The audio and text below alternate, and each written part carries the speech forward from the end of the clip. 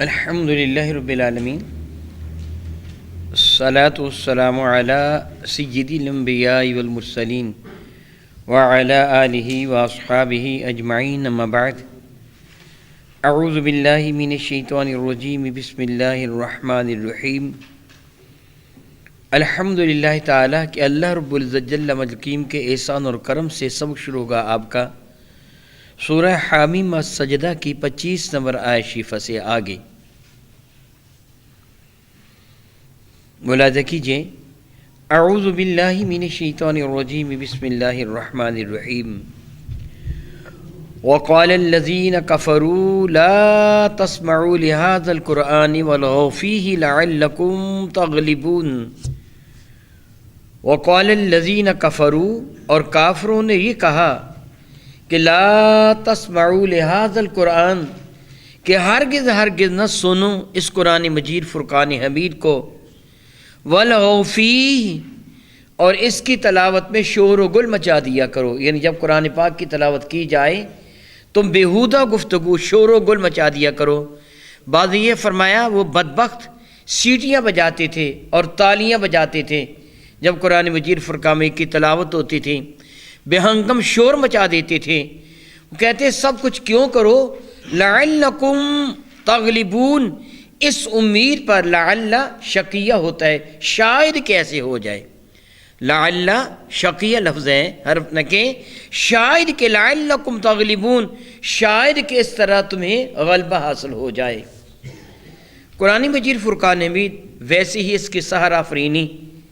کسی شخص کو متاثر کیے بغیر نہیں چھوڑتی، ہر شخص متاثر ہو جاتا ہے۔ بحمد اللہ تعالیٰ ثم الحمدللہ تعالیٰ آپ سارے کے سارے اس بات سے واقف ہیں، میں اور آپ اجمی ہیں،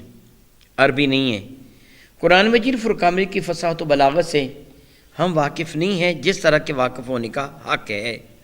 کیونکہ ہماری زبان اجمی ہے، قرآن مجید فرقان میں عربی ہے، لیکن ہم جانتے ہیں کہ جب کوئی قاری صاحب قرآن پاک کی تلاوت فرما رہی ہوتے ہیں تو ہم پر کیسی کیفیت طاری ہو جاتی ہے۔ یہ قرآن کریم کا معجزہ ہے۔ تو تھوڑا سا غور کریں، آج اگر 14ویں صدی میں قاری صاحب قرآن پاک کی تلاوت کریں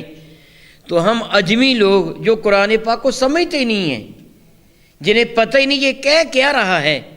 محض اس کی تلاوت سے اس قدر متاثر ہوتے ہیں۔ تو اگر تلاوت کرنے والے میرے کریم آقا رسول محتشم ہوں، رحمت عالم ہوں،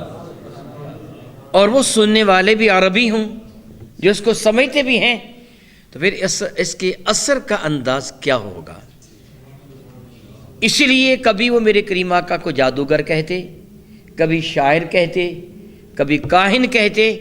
کہ جو کوئی ان کی سنتا ہے انہی کا ہو جاتا ہے، جو ان کا سنتا ہے انہی کا ہو جاتا ہے۔ بعض اوقات ایسے بھی ہوا جس طرح کے روایات مقدسہ میں آتا ہے کہ حج کے موقع پر میرے اور آپ کے کریم آقا رب ذوالجلال کے محبوب حضور رحمت عالم صلی اللہ علیہ وسلم مکہ مکرمہ سے باہر ان وادیوں میں نکل جاتے جہاں لوگ قافلوں کی شکل میں ٹھہرے ہوئے ہوتے، اور ان کو جا کر اللہ رب العزت جل وعلا کی توحید اور اپنی رسالت کا پیغام سناتے۔ وہ بیعت عقبہ اولا، عقبہ ثانیہ، مدینہ طیبہ والوں نے جو بیعت کی تھی نا، وہ اسی سلسلے کی ایک کڑی ہے کہ میرے کریم آقا ان کے ہاں تشریف لے گئے تھے گھاٹی میں۔ کافر میرے کریم آقا رسول عربی شفیع معظم رحمت عالم صلی اللہ علیہ وسلم کے اس تبلیغ سے سخت متنفر بھی تھے اور ڈرتے بھی تھے، اس لیے وہ آنے والے لوگوں کو جو مکہ مکرمہ میں آتے تو ان کو پہلے کہتے میرے کریم آقا کا ذکر کر کے اس کے پاس نہ جانا، وہ ایک بہت بڑا جادوگر ہے، جو کہ اس کے پاس جاتے ہیں اس کی چند باتیں سنتے ہیں اسی کا ہو جاتا ہے۔ وہ اپنی بیوی بچوں کو چھوڑ دیتا ہے، بہن بھائیوں کو چھوڑ دیتا ہے، عزو و کربا کو چھوڑ دیتا ہے، ماں باپ کو چھوڑ دیتا ہے، رشتہ داروں کو چھوڑ دیتا ہے، اپنے قبیلے کو چھوڑ دیتا ہے، اسی کا ہو جاتا ہے۔ اگر تم اس کے پاس جاؤ گے نا تو یوں سمجھو تم نے اپنا قبیلہ، اپنا خاندان، اپنے عزو و کربا سب کو برباد کر دیا، چھوڑ دیا۔ تو لوگ تعجب سے کہتے وہ کیسا جادوگر ہے، کیا وہ کیسے ہو جاتے ہیں، بھلا وہ مجھے کیا کر لے گا، میں جا کے دیکھتا تو ہوں۔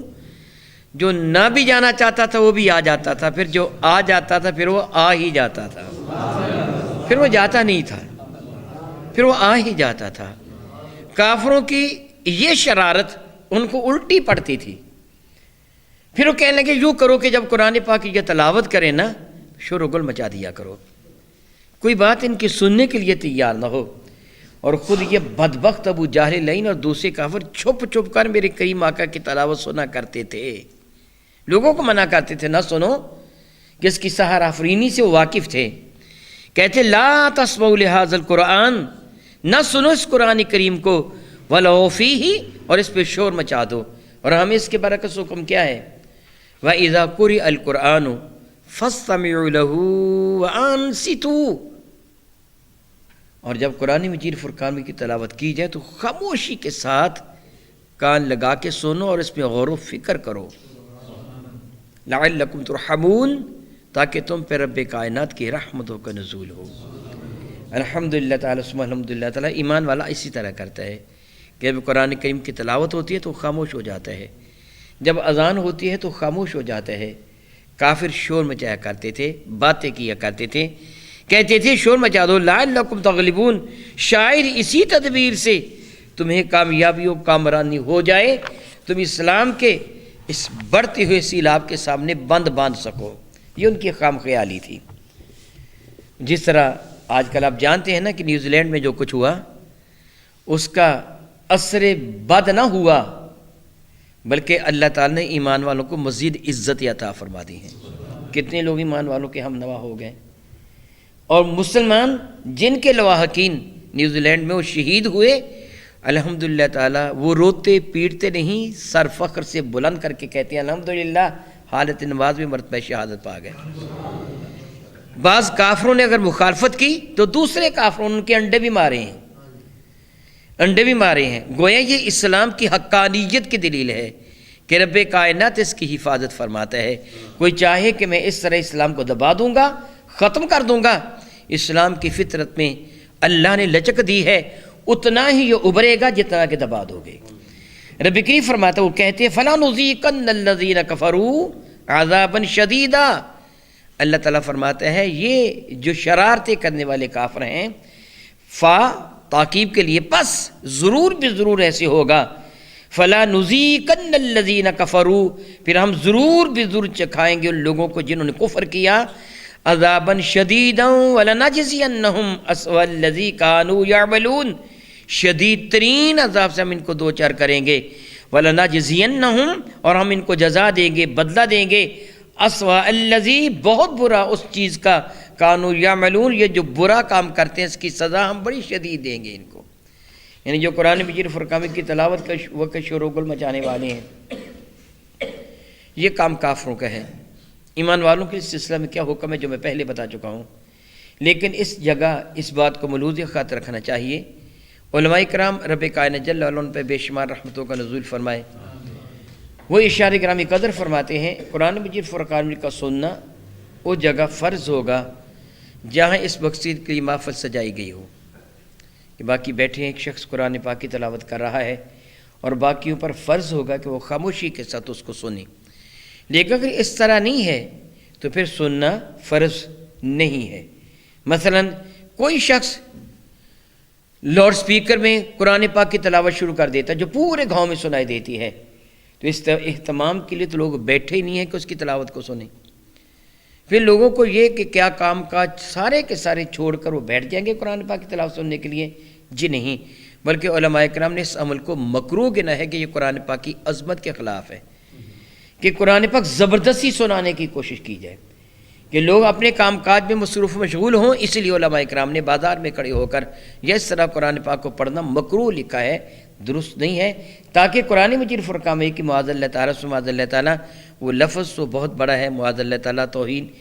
لفظ بہت بڑا ہے، یعنی یہ تعظیم و توقیر قرآن کریم کے برعکس ہے، خلاف ہے کہ کوئی آدمی کو لوگ سننے والا نہ ہو، سوئے ہوئے لوگ ہوں ان کے قریب بھی قرآن پاک کو پڑھنا مکروہ یعنی ناپسند عمل ہے۔ بازار میں ایسے ہی قرآن پاک کو کھڑے ہو کے پڑھ دینا شروع کر دینا یہ ناپسندیدہ عمل ہے، اچھا عمل نہیں ہے کہ لوگ قرآن پاک سننے کے لیے تیار نہیں ہیں اور وہ قرآن پاک لاؤڈ سپیکر میں پڑھنا شروع کر دیں۔ یہ اسی طرح ریڈیو یا ٹیلی ویژن پہ قرآن پاک کی تلاوت ہو رہی ہو تو یہ فرض نہیں کہ سارے گھر والے خاموشی کے ساتھ اس کو سننا شروع کر دیں۔ ہاں البتہ ایک بات میں ضرور کہوں گا کہ اگر آپ گاڑی وغیرہ میں یعنی اپنی کار وغیرہ میں سفر کر رہے ہیں تو قرآن پاک کی تلاوت آپ نے قصداً لگا رکھی ہے، جان بوجھ کے لگا کی ہے تو اس کو ضرور سنیں۔ اگر آپ باتیں کرنا چاہتے ہیں تو اس کو بند کر دیں۔ یہ نہیں کہ آپ اپنے ساتھیوں کے ساتھ باتیں بھی کرتے رہیں، قرآن پاک کی تلاوت بھی ہوتی رہے، اس چیز کی اجازت نہیں ہے۔ یا تو خاموشی کے ساتھ قرآن پاک کی تلاوت سنیں یا پھر اس تلاوت کو بند کر دیں اگر باتیں کرنی ہیں۔ اسی طرح اذان کے وقت بھی خاموش ہو جانا چاہیے، خاموشی کے ساتھ اذان سننی چاہیے اور اذان کا جواب دینا چاہیے۔ علماء کرام رب کائنات میں رحمت نازل فرمائے ارشاد فرماتے ہیں جو اذان کے وقت دنیا کی گفتگو کرتا ہے، باتیں کرتا ہے، ڈر ہے کہ کہیں مرتے وقت اس کو کلمہ ہی نصیب نہ ہو، معاذ اللہ تعالیٰ ثم معاذ اللہ تعالیٰ۔ قرآن پاک کی عظمت ہے کہ اس کو سننا چاہیے، ایک پڑھتا ہو باقیوں کو خاموشی کے ساتھ سننا چاہیے۔ ہاں البتہ علماء کرام ارشاد فرماتے ہیں بچے قرآن پاک کو یاد کرتے ہیں، زبانی یاد کرتے ہیں، اور تھوڑی سی آواز کے ساتھ پڑھے بغیر زبانی یاد ہوتا نہیں ہے۔ جب تک تھوڑی سی آواز کے ساتھ پڑھا نہ جائے زبانی یاد نہیں ہوتا، کیونکہ زبان سے تلاوت ہوتی ہے، تصور میں نہیں۔ تو اس لیے اگر وہ اکٹھے بیٹھ کر بلند آواز سے قرآن پاک کی تلاوت کر رہے ہوں، وہ چونکہ محض تلاوت کی نیت سے نہیں پڑھ رہے ہوتے بلکہ اس کو یاد کرنے کی نیت سے دہرا رہے، رپیٹ کر رہے ہوتے بار بار، اس اعتبار سے ان کا پڑھنا جائز ہے۔ لیکن ویسے ہم کہیں بیٹھ جاتے ہیں قرآن مجید فرقان کی تلاوت کرنے کے لیے، جس طرح ایصال ثواب کی نیت سے بیٹھتے ہیں قرآن پاک کی تلاوت کرنے کے لیے، اس جگہ سب لوگوں کو اتنی آواز میں پڑھنا چاہیے کہ دوسرے کو سنائی نہ دے، وہ اپنے آپ کو سنائی دے، لیکن محض تصور کر لینا یہ پڑھنا نہیں ہوتا۔ جس طرح کوئی آدمی منہ کو حرکت ہی نہ دے، زبان کو ہونٹوں کو حرکت نہ دے، بس دل میں ہی پڑھتا رہے، یہ تلاوت نہیں، یہ تصور ہے۔ پڑھنا تب گنا جائے گا جب وہ اپنی زبان سے کلمات مقصہ کو ادا کرے گا، تو وہاں اونچی آواز میں نہیں پڑھا جائے گا۔ بعض اوقات ہم ایسے کرتے ہیں کہ ایصال ثواب کی نیت سے کوئی محفل سجا رکھی ہوتی ہے تو سارے پڑھتے ہیں اور اونچی آواز میں پڑھتے ہیں، اس چیز کی اجازت نہیں ہے کہ یہ یاد کرنے کے لیے نہیں پڑھتے بلکہ تلاوت کے لیے پڑھتے ہیں۔ تلاوت کے لیے حکم یہی ہے کہ جب ایک تلاوت کر رہا ہو باقی خاموشی کے ساتھ اس کو سنیں گے، اور یہی صورتحال ہے امام یاد ابو حنیفہ رحمۃ اللہ تعالیٰ علیہ کے نزدیک، جس طرح احادیث بارکہ ثابت ہے۔ میں نے اپنی کتاب جو صلاۃ الرسول جو امام الانبیاء کی نماز، اس کے اندر بھی لکھا ہے امام الانبیاء کی نماز کے اندر کہ میرے کریم آقا نے یہی فرمایا ہے کہ مقتدی امام کی تلاوت کے وقت خاموش رہے اور خاموشی کے ساتھ سنیں۔ بلکہ علامہ ابن کثیر یہ تحریر فرماتے ہیں کہ اللہ تعالیٰ کا یہ ارشاد گرامی قدر وَإِذَا قُرِئَ الْقُرْآنُ فَاسْتَمِعُوا لَهُ وَأَنصِتُوا، یہ نازل ہی نماز کے لیے ہوئی ہے کہ جب نماز میں وہ امام بلند آواز سے تلاوت کر رہا ہو تو مقتدی خاموشی کے ساتھ اس کو سنیں اور اس میں غور کریں۔ تو نبی کریم ارشاد فرماتے ہیں ان کافروں کو فَلَنُذِيقَنَّ الَّذِينَ كَفَرُوا عَذَابًا شَدِيدًا، ان کافروں کو عذاب شدید سے دوچار کیا جائے گا۔ وَلَنَجْزِيَنَّهُمْ أَسْوَأَ الَّذِي كَانُوا يَعْمَلُونَ، اور ان کے اعمال بد کی بڑی سخت سزا ان کو دی جائے گی۔ ذَلِكَ، یہ ساری کی ساری سزا، یہ ساری کی ساری جو ان کو معاذ اللہ تعالیٰ ثم معاذ اللہ تعالیٰ جہنم کی آگ میں ملنے والی سزا ہے، یہ سزا کیا ہے؟ جزاء، یہ بدلہ ہے اعداء اللہ، اللہ کے دشمنوں کا بدلہ کیا ہے؟ النار، جہنم کی بھڑکتی ہوئی آگ۔ اللہ یعوذ باللہ تعالیٰ، یہ اللہ کے دشمنوں کو بدلہ دیا جائے گا، جزا دی جائے گی، جہنم کی بھڑکتی ہوئی آگ ان کو جزا دی جائے گی۔ لہم فیہا دار الخلد، اور وہ اس میں ہمیشہ ہمیشہ رہیں گے، کبھی بھی ان کو نکالا نہیں جائے گا۔ یہ کافروں کے لیے خاص ہے کہ کافروں کو کبھی بھی آگ سے نکالا نہیں جائے گا۔ جزاء بما کانوا بآیاتنا یجحدون، جزاء یہ بدلہ ہے، بما کانوا اس چیز کا، بسبب اس کے کہ وہ جو بآیاتنا یجحدون ہماری آیتوں کا انکار کرتے تھے، جن آیات مقصہ کا انکار کرنے کا ان کو بدلہ، جزا، سزا، یہ عذاب اس سلسلہ میں ان کو دیا جائے گا کہ انہوں نے آیات الہیہ کا انکار کیا تھا، اللہ کی آیتوں کو مانا نہیں تھا۔ قرآن مجید فرقان مجید کی ابتدا سے لے کے انتہا تک ساری کی ساری آیات مبارکہ پر ایمان لانا فرض ہے، ضروری ہے۔ کسی ایک کا انکار کرنا یا قرآن مجید فرقان مجید کو معاذ اللہ تعالیٰ ثم معاذ اللہ تعالیٰ، میں توبہ کرتا ہوں، گڑی ہوئی کتاب کہنا، جس طرح بعض لوگوں کا یہ بد عقیدہ ہے، یہ صحابہ نے بنایا ہے، اللہ یعوذ باللہ تعالیٰ ثم اللہ یعوذ باللہ تعالیٰ، کہ یہ اصل قرآن نہیں بلکہ صحابہ کا بنایا ہوا ہے۔ نہیں، ایسے نہیں ہے، یہ وہی قرآن ہے جو رب کائنات نے نازل فرمایا ہے، اس کی کسی بھی آیت کا انکار نہیں کیا جا سکتا۔ رب کریم فرماتے ہیں جو انکار کرے گا اس کو سزا ملے گی، جہنم کی آگ اور ایک دو دن کے لیے نہیں، لہم فیہا دار الخلد، وہ ہمیشہ ہمیشہ جہنم کی آگ میں جلیں گے۔ گویا قرآن پاک کی کسی ایک آیت کا انکار کرنا بھی کفر ہے۔ فرماتے ہیں وقال الذین کفروا، اور کہا ان لوگوں نے جنہوں نے کفر کیا، اس جگہ مضارع کے اعتبار سے ترجمہ کیا جائے گا، یعنی کہیں گے وہ لوگ جنہوں نے کفر کیا ہے، وقال الذین یعنی کہیں گے وہ لوگ، الذین وہ لوگ کے کفروا جنہوں نے کفر کیا تھا۔ کب کہیں گے؟ جب ان کو جہنم کی آگ میں ڈال دیا جائے گا، جب یہ اپنی کرتوتوں کی سزا پا لیں گے، جب ان کو حقیقت حال کھل کر سامنے آ جائے گی، عیاں ہو جائے گی کہ ہم جھوٹے ہیں اور ہمیں گمراہ کرنے والے بھی جھوٹے، تب وہ کافر کہیں گے، عوام الناس۔ وقال الذین کفروا، کہیں گے وہ لوگ جنہوں نے کفر کیا، کیا کہیں گے؟ ربنا، اے ہمارے پالنے والے، اے ہمارے رب، ارنا الذین اضلانا من الجن والانس، ارنا ہمیں دکھا، الذین تثنیہ کا صیغہ ہے، وہ دو گروہ، دونوں قومیں، اضلانا کہ جن نے ہم کو گمراہ کیا تھا، من الجن والانس، وہ دو قومیں کیا ہیں؟ ایک جن ہے اور ایک انسان، وہ دونوں قومیں یعنی جو ہمارے معاذ اللہ تعالیٰ گرو تھے، جن کے نقش قدم پہ ہم چلتے تھے، خواہ وہ ان کے گمراہ علماء تھے، ان کے صنادید چودھری تھے، ان کے لیڈر تھے، ان کے آقا تھے، ان کے بادشاہ تھے، ان کے سربراہ تھے، ان کے قبیلوں کے سربراہ تھے، جو بھی تھے، جن کے کہنے میں آ کر انہوں نے کفر اختیار کیا تھا، ان کے لیے وہ کہیں گے، کافر کہیں گے، ربنا ارنا الذین اضلانا من الجن والانس، اے اللہ تعالیٰ ہمیں وہ دکھا جن و انسانوں میں وہ بدبخت کے جنہوں نے ہمیں گمراہ کیا، اضلانا ہمیں گمراہ کیا جن لوگوں نے، خواہ وہ جن تھے یا انسان، کیوں ہمیں دکھا، ہم ان کو کیا کریں گے؟ نجعلہما، ہم ان دونوں اقوام کو، وہ جن ہیں یا انسان جو گمراہ گر ہیں، ہم ان کو کیا کریں گے؟ نجعلہما، ہم ان کو کریں گے تحت اقدامنا، اپنے پاؤں کے تلے، یعنی ان کو کچلیں گے اپنے پاؤں سے، ان کو ذلیل کریں گے۔ کل ہم نے ان کو سر کے تاج کا مرتبہ دے دیا تھا، ہم نے ان کا کہنا مانا تھا، ہم انہیں سرتاج کہا کرتے تھے، اپنا آقا کہا کرتے تھے، ان کے جوتے ہم اپنے سروں پر رکھ لیا کرتے تھے، جو ہمیں گمراہ کرنے والے تھے، ہم تو ان کو بہت اعلیٰ سمجھتے تھے، لیکن آج جو ہمیں دکھا ہم ان کو ذلیل کریں، اپنے قدموں تلے ان کو خوب خوب روندیں، جہنم کی آگ میں ہم تو جال ہی رہے ہیں، ان کو کوئلوں پہ ڈھال کر روندیں، لیکون من الاسفلین، تاکہ ان کو ہم ذلیل ترین کر دیں، وہ سب سے ذلیل ہو جائے، ہمارے قدموں تلے کچلے جائیں، اے اللہ ہمیں وہ دکھا۔ تو رب کائنات جل حکیم ان کو پھر وہ تو نہیں دکھائے گا کہ یہ لے لو، رب کائنات جل وعلا خود ان کو ایسی سزا دے رہا ہوگا جس کا تصور بھی نہیں کیا جا سکتا، روح کانپ اٹھتی ہے جس کے تصور سے، ان کو جتنی شدید سزا دی جائے گی، جتنی شدید سزا دی جائے گی، اس رب کائنات جل وعلا کا شکر ادا کیجئے کہ رب کائنات جل وعلا تیرا کتنا کرم ہے، تیرا کتنا احسان ہے کہ تو نے ہمیں گمراہ ہونے سے بچا لیا، دین مصطفیٰ کا نوکر بنا دیا، اپنے محبوب مکرم شفیع معظم رحمت کون و مکان کی غلامی کا پٹا ہمارا مقدر بنا دیا،